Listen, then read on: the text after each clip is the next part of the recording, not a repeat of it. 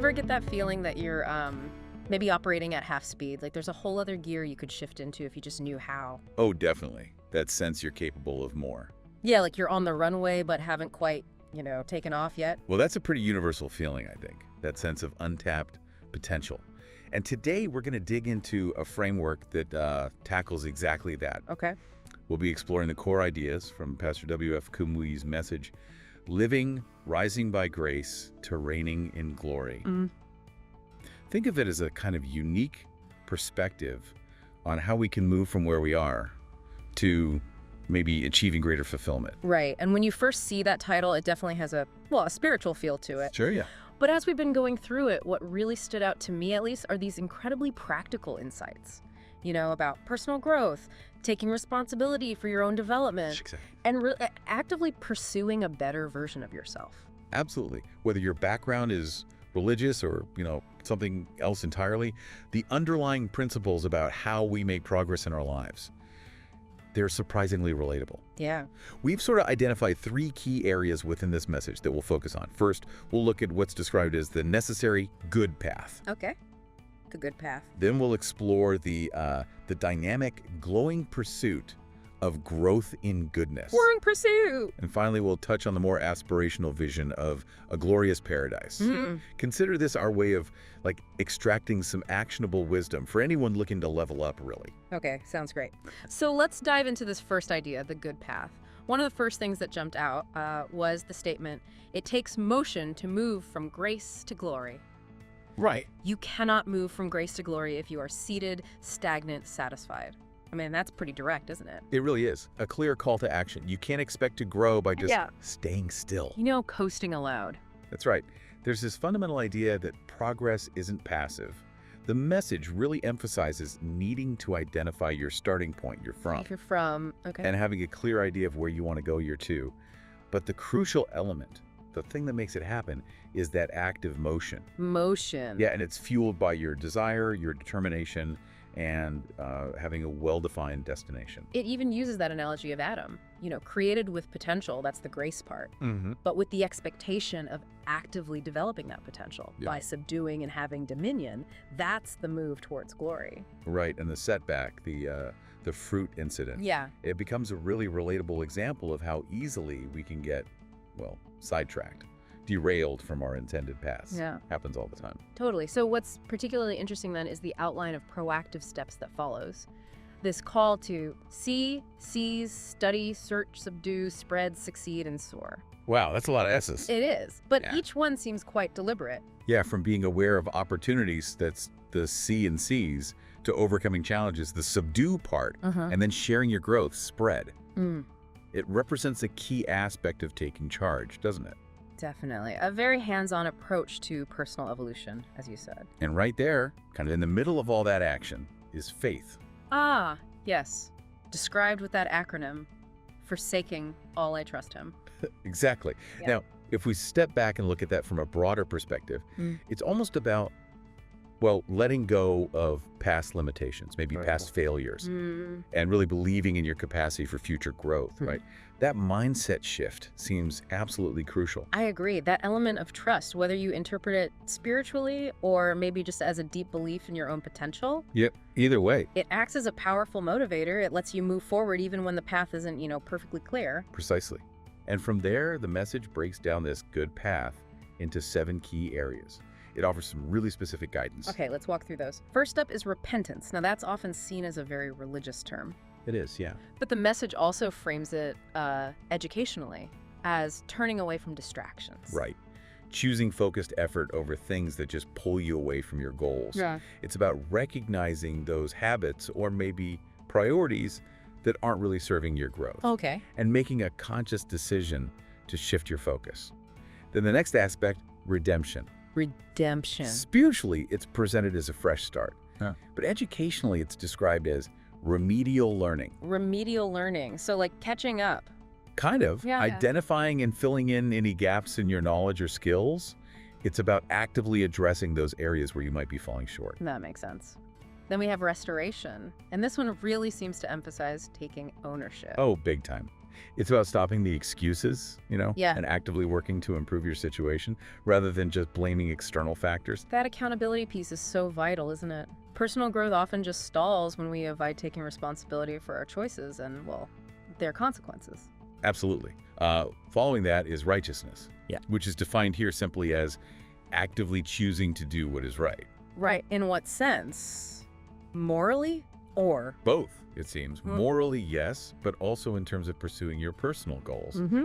And it includes consciously rejecting negative influences that might pull you off course. Got it. Rejecting the negative. And then comes resilience. I really liked the analogy used here. Which one was that? The ball filled with air. Ah, right, yes. That inner strength, that spirit that allows you to bounce back from setbacks. It's such a great way to visualize that inner capacity to recover. It really highlights that inherent human ability to overcome challenges, doesn't it? Yeah, We all have that potential to bounce back.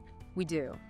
The sixth aspect, responsibility, sort of builds on that accountability idea, emphasizing the importance of inner drive, initiative.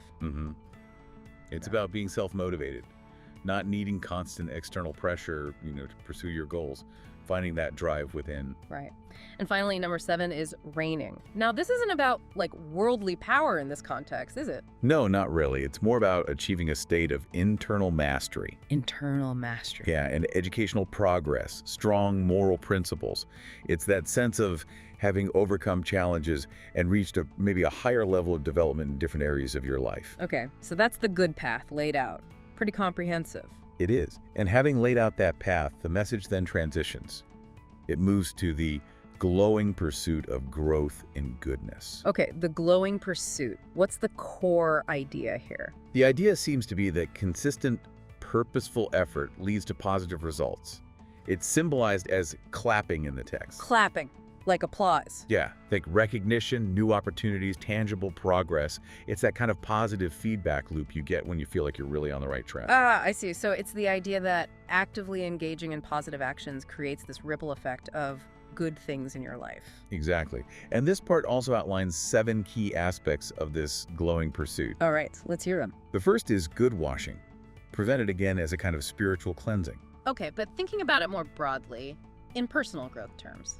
Well, it could represent the importance of self-reflection, right? Maybe letting go of past mistakes or negative self-perceptions that might be holding you back. Clearing the slate, sort of. That makes sense. Cleaning house internally. Precisely. Following this is good works. This emphasizes putting that renewed mindset into action by contributing positively. So doing good things. Essentially, yeah, being someone who actively creates value. Maybe a specimen of a good worker, as the source puts it, after that cleansing. Okay, good works. Then we have good word, highlighting the impact of our communication. Yeah, using your words to encourage and build up others rather than tear down. It's about fostering a positive environment through how you speak. That's powerful. Positive communication benefits everyone, including yourself, probably. Absolutely. It reinforces your own positive mindset, too. Yeah. Next is goodwill. Goodwill, like good intention. Pretty much. It's about consciously setting positive intentions at the start of each day. Resolving to strive for excellence, achieve your goals. It's a powerful way to direct your energy right from the get-go. I like that. Proactively setting your mental compass each morning. Okay, what's number 5? The 5th aspect is good way.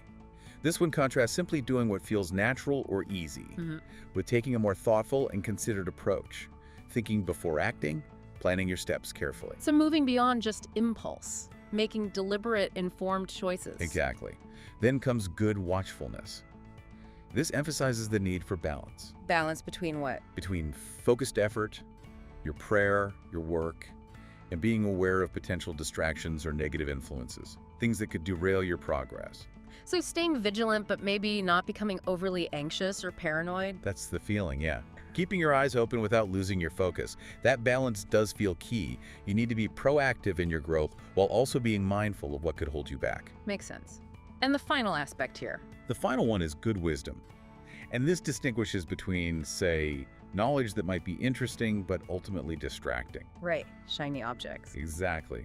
Versus wisdom that genuinely contributes to your personal development and helps you make sound judgments. So it's about discerning what truly adds value to your journey and focusing your learning and attention accordingly. Spot on. And finally, the message sort of culminates in this idea of a a glorious paradise for the godly in glory. Okay, this sounds like the most explicitly spiritual part. It is, definitely presented in that context. But again, we can think about it perhaps as the ultimate realization of your potential, the lasting impact of a life lived with purpose and goodness. So, suggesting that the positive growth and achievements in this life have a kind of lasting significance, maybe even beyond our earthly experience. That seems to be the implication, yes. And this final section also has 7 aspects, following the pattern. Of course it does. 7 seems to be the magic number here. It does seem that way. It begins with glorious place, referencing the spiritual idea of a prepared place in heaven. Okay, and translating that. In a broader sense, maybe it could represent the ultimate state of fulfillment and achievement you're striving for, your personal heaven on earth or ultimate goal. Okay. Then there's glorious partnership, highlighting the idea of guidance and support in your life's journey. God's help is mentioned specifically. and from a secular view, Could be interpreted as the importance of mentorship, strong relationships, or even listening to your own internal guiding principles. Finding that support system. got it. Following that is glorious privilege. What's that about? This emphasizes the inherent worth and potential within each individual. Being called children of God is the example given, but it speaks to recognizing your own intrinsic value. Recognizing your value. I like that. Next, Glorious promotion. This describes a future state of ultimate joy and reward, and eternal quality. and how might we see that practically?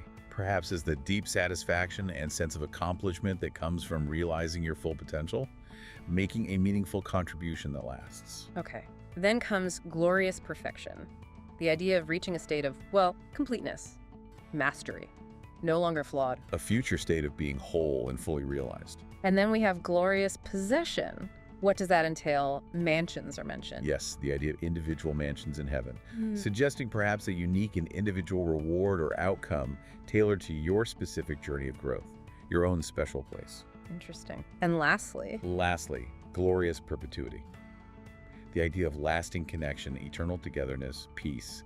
It's a vision of sustained fulfillment, being together forever. wow. Okay, so quite a journey outlined there. It really is. And the message then brings it all together with that powerful call to action. Go, grow, Glow. grow. Emphasizing the active part, the go, the developmental part, the grow, and the radiant positive impact, the glow. It covers all the stages of this journey. So pulling it all together, at its heart, this message really emphasizes that personal growth isn't passive, is it? It's not something that just happens to you. Not at all. It requires intentional effort, a real belief in your potential, that faith piece, and a continuous commitment to developing positive qualities in your life. Purposeful action. And those initial action words you mentioned, see, seize, study, search, subdue, spread, succeed, and soar, they really do offer a kind of practical roadmap for taking that intentional movement forward step by step. They absolutely do. It's a very actionable framework despite the grand scope. It's definitely a comprehensive way to think about personal development rooted in this particular message. So as you've been listening to us sort of unpack this deep dive, think about it. What aspect of this whole journey, from that initial spark of potential, that grace, all the way to striving for your best self, that glory, what part resonates most with you right now? That's a good question to ponder. Yeah. And maybe more importantly, what's one small actionable step you could take today in your own life to keep moving forward on your unique path? Just one thing. That's the key, isn't it? Small steps. And just for context, the original source for these ideas we've been discussing is Pastor W.F Kumuyi's message, Living Rising by Grace to Reigning in Glory. It was delivered at the Easter Retreat and Global Crusade with Kumuyi back in April 2025. If you're interested in exploring the full spiritual context, you can definitely seek out that original material.